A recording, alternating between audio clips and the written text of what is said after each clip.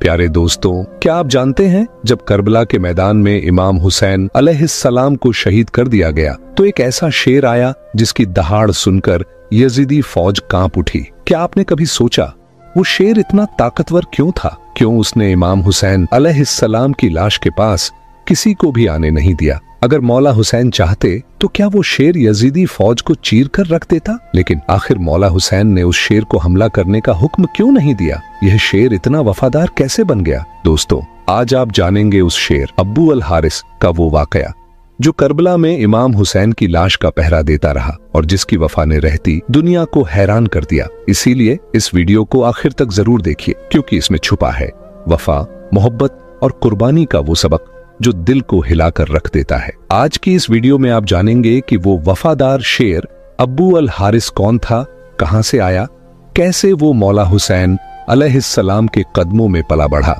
और कैसे करबला के मैदान में अपनी मौला की लाश मुबारक की हिफाजत करता रहा। तो सुनिए, वो दिन था जब मौला अली अलैहिस्सलाम मस्जिद में मौजूद थे, खुतबा फरमा रहे थे, लोगों को दीन की बातें समझा रहे थे। पूरा मजमा खामोशी से सुन रहा था कि अचानक कुछ लोग भागते हुए आए। उनके चेहरों पर खौफ साफ झलक रहा था। उन्होंने कांपती आवाज में कहा, मौला, एक बहुत बड़ा शेर हमारी तरफ बढ़ रहा है, हमें डर है कहीं वो हमला न कर दे। मौला अली अलैहिस्सलाम मुस्कुरा दिए।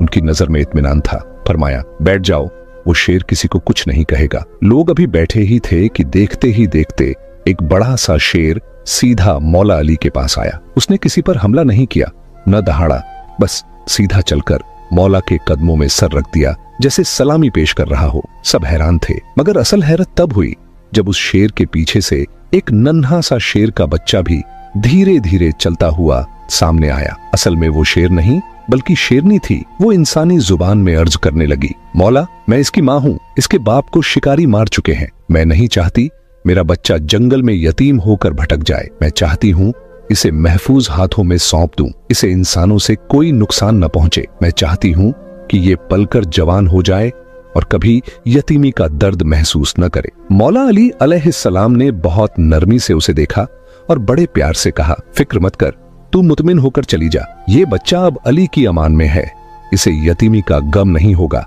मैं इसे उसे दूंगा जो यतीमों की परवरिश करना सबसे बेहतर जानता है। शेरनी की आंखों में तसल्ली तो थी, लेकिन उसने फिर भी पूछा, मौला, वो कौन है जो हैवान को भी यतीम नहीं होने देता? मौला अली मुस्कुराए। उनकी आंखों में हुसैन का अक्स चमक उठा। फरमाया, वो मेरा बेटा हुसैन है। फिर मौला ने इमाम हुसैन अलैहिस्सलाम को बुलाया। नन्हे हुसैन आगे बढ़े।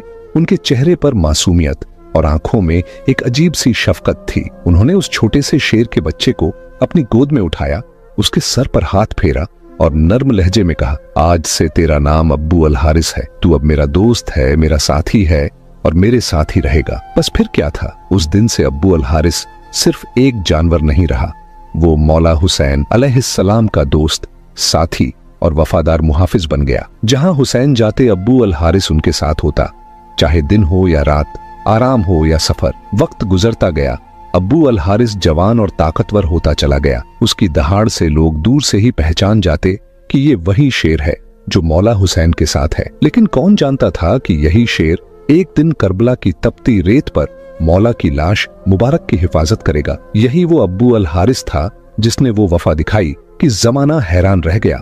उसकी दहाड़ ने यजीदी फौज को हिलाकर रख दिया। अगर मौला हुसैन चाहते तो वही शेर यजीदी फौज को चीर फाड़ देता, मगर मौला ने उसे हमला करने का हुक्म नहीं दिया, क्योंकि हुसैन का सबक ही सब्र, कुर्बानी और अल्लाह की रजा पर राजी रहना था। अब्बू अल हारिस वक्त के साथ बड़ा और ताकतवर होता चला गया। उसकी दहाड़ दूर दूर तक सुनाई देती थी। लोग उसे देखते ही रास्ता बदल लेते थे, मगर जो लोग उसकी शक्ल से डरते थे वो शायद ये नहीं जानते थे कि इस शेर के दिल में एक इंसान से भी ज्यादा वफा, मोहब्बत और मासूमियत छुपी थी। और वो इंसान कोई और नहीं बल्कि इमाम हुसैन अलैहिस्सलाम थे, जिनसे अब्बू अल हारिस की मोहब्बत इतनी गहरी थी कि वो साया बनकर साथ रहता। फिर वो दिन आया जब कुछ अरब के लोग मौला अली अलैहिस्सलाम के पास पहुंचे। उनके चेहरों पर डर था, लफ्जों में खौफ। बोले, या अली, अब्बू अल हारिस अब बहुत बड़ा और ताकतवर हो गया है, हमें डर है कि कहीं वो किसी दिन हमें नुकसान ना पहुंचा दे। मौला अली अलैहिस्सलाम ने उन्हें देखा, उनकी बात सुनी, और कुछ लम्हे खामोश रहे। उन्हें वो दिन याद आया जब एक शेरनी ने ये मासूम बच्चा उनके कदमों में छोड़ा था। उस शेरनी की आंखों में वो ममता, वो भरोसा। लेकिन मौला अली इंसानों के डर को भी जानते थे। वो घर तशरीफ लाए, देखा कि इमाम हुसैन अलैहिस्सलाम एक कोने में बैठे थे। उनके चेहरे पर हमेशा वाली मोहब्बत थी, आंखों में सुकून। मगर जैसे ही मौला अली ने बात की, वो सुकून आंखों में ठहर सा गया। मौला ने नरमी से कहा, बेटा हुसैन, मैं नहीं कह रहा, ये लोग कह रहे हैं अब्बू अल हारिस अब बहुत जवान और ताकतवर हो गया है, लोग उससे डरने लगे हैं। मेरा मशवरा है कि अब उसे आजाद कर दो। ये सुनते ही इमाम हुसैन अलैहिस्सलाम की आंखों में नमी उतर आई।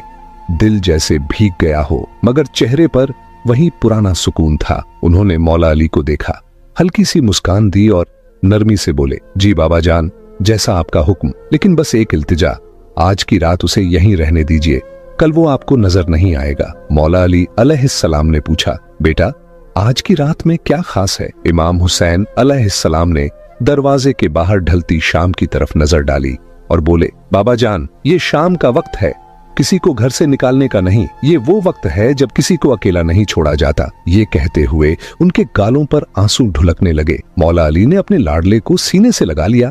खामोशी में जैसे बहुत कुछ कहा गया हो। रात ढल गई, तहज्जुद का वक्त आया। इमाम हुसैन अलैहिस्सलाम अपने हाथों में अब्बू अल हारिस के लिए खाना लेकर बाहर आए। शेर ने अपनी मासूम आंखों से मौला को देखा, जैसे पूछ रहा हो, मौला आज सब ठीक है ना? इमाम हुसैन अलैहिस्सलाम ने चुपचाप बैठकर उसकी पीठ सहलाई, फिर सारा हाल कह सुनाया। अब्बू अल हारिस सब सुनता रहा।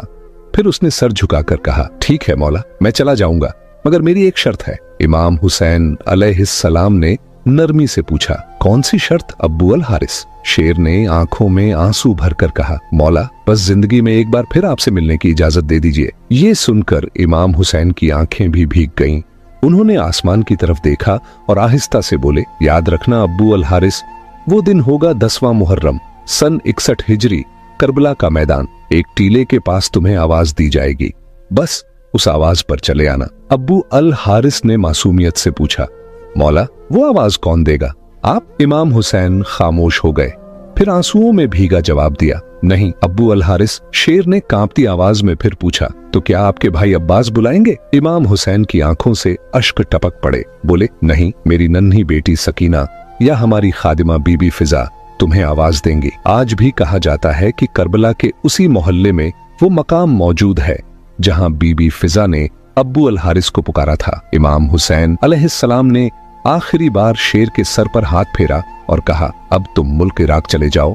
नैनवा के करीब एक जंगल है, उसका शेर मर चुका है, अब तुम्हें वहां का रखवाला बनना है। अब्बू अल हारिस ने मौला के कदमों को चूमा, अपनी आंखों में मोहब्बत और वफा समेटी और चुपचाप नैनवा की तरफ रवाना हो गया। मगर उसका दिल वहीं मौला हुसैन के पास रह गया। वहां का बादशाह शेर मर चुका था और अब अब्बू अल हारिस उस जंगल का नया रखवाला बन गया। मगर उसकी हर दहाड़ में, हर सांस में बस एक ही नाम था, हुसैन। वो जंगल में था मगर दिल से करबला के मैदान में ही रहा। वक्त गुजरा और फिर वो तारीख आ गई जो रहती दुनिया तक याद रखी जाएगी। आशूर का दिन था जब इमाम हुसैन अलैहिस्सलाम को शहीद कर दिया गया। उस वक्त करबला की रेत तप रही थी, आसमान रो रहा था, जमीन सुन्न थी। इमाम हुसैन की शहादत के बाद उमर बिन साद का हुक्म आया, इमाम हुसैन की लाश पर घोड़े दौड़ाए जाए ताकि जिस्म मुबारक को इतना रौंदा जाए कि कोई पहचान न सके। ये आवाज जैसे ही अहले हरम तक पहुंची,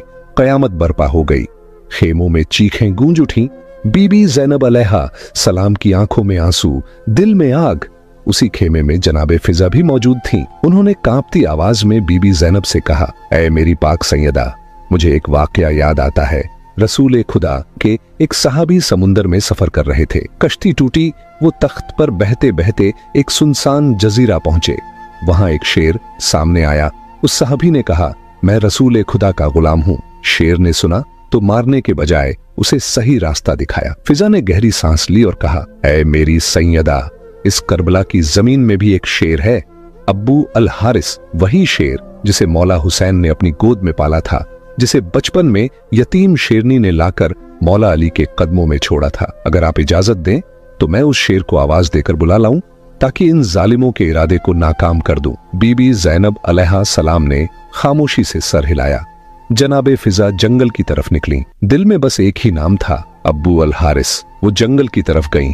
उनकी आवाज हवाओं में गूंज उठी, ए अब्बू अल हारिस, तुम्हारे मौला ने तुमसे वादा लिया था, वो दिन आ गया है। फिजा की आवाज जंगल की दीवारों से टकराई। दरख्त लरज उठे, हवाएं सिसकने लगीं। कुछ ही लम्हों में जमीन थरथराई, झाड़ियों में हलचल हुई और वो शेर गरजता हुआ बिजली की तरह बीबी फिजा के सामने आ खड़ा हुआ। उसकी आंखों में आग थी, दिल में वफा थी। फिजा ने रोती आवाज में कहा, ए अब्बू अल हारिस, जानते हो ये जालिम क्या करने वाले हैं? वो चाहते हैं कि तुम्हारे मौला हुसैन की लाश को घोड़ों से रौंद दें, इस कदर कि कोई पहचान न सके। ये सुनना था कि अब्बू अल हारिस ने जमीन पर अपने पंजे मारे, आसमान की तरफ मुंह करके ऐसी दहाड़ मारी कि यजीदी लश्कर में खौफ तारी हो गया। फिर वो बीबी फिजा के साथ बिजली की रफ्तार से करबला के मक्तल की तरफ भागा। वो पहुंचा, वहां वो लाश मुबारक तन्हा पड़ी थी, जमीन पर बिछी हुई, खामोश। लेकिन उस खामोशी में करबला का सबसे बड़ा सबक छुपा था। अब्बू अल हारिस धीरे से आगे बढ़ा, इमाम हुसैन अलैहिस्सलाम की लाश मुबारक के पास बैठा, सर झुकाया और अपने माथे को मौला के खून से रंग लिया, जैसे वफा की मुहर अपने पेशानी पर लगा रहा हो। जब यजीदी सिपाही घोड़ों पर सवार होकर उस पाक जिस्म को रौंदने आए तो उन्होंने देखा एक शेर इमाम हुसैन की लाश के पास बैठा है। घोड़े वहीं ठहर न सके, बदक गए, सवार गिरने लगे। खौफ ने सबको जकड़ लिया। कोई हिम्मत न कर सका कि मौला के जिस्म के करीब भी जाए। वो बेकाबू होकर भाग निकले। सवारों ने पलटकर पीछे देखने की हिम्मत तक न की। उनकी आंखों में ऐसा खौफ समा गया था जो जुल्म के साए को भी थर्रा दे। उमर बिन साद तक जब ये खबर पहुंची तो उसका चेहरा पीला पड़ गया। वो घबराया हुआ बोला, इस वाकये को किसी पर जाहिर मत करना, ये एक फितना है। उसे मालूम था अगर ये राज फैल गया तो दुनिया जान जाएगी कि हुसैन का लहू किस तरह क़यामत तक जालिमों को बेनकाब करता रहेगा। जनाबे फिजा सलामुल्लाह अलैहा ने जब ये मंजर देखा तो वो बीबी ज़ैनब पाक सलामुल्लाह अलैहा के पास आईं और रुंधी आवाज में कहा, सैयदा, आपका मौला महफूज है, अब्बू अल हारिस वहां मौजूद है। जब तक वो बैठा है कोई जालिम हुसैन के जिस्म को रौंद नहीं सकता। एक शेर बना हुसैन का मुहाफिज, जिसने वो कर दिखाया जो इंसानों से भी न हुआ। नाजरीन, अब्बू अल हारिस की ये वफा, उसका इश्क, उसकी गवाही क़यामत तक सुनाई जाती रहेगी कि कैसे एक यतीम शेर हुसैन की गोद से उठा और मैदान करबला में वफा की मिसाल बन गया। अगर आपको ये दिल को छू जाने वाली कहानी पसंद आई हो तो अपने ख्यालात कमेंट सेक्शन में जरूर लिखिएगा। हमारी दुआ है कि अल्लाह हमें भी हुसैन की मोहब्बत और वफा से सरशार रखे।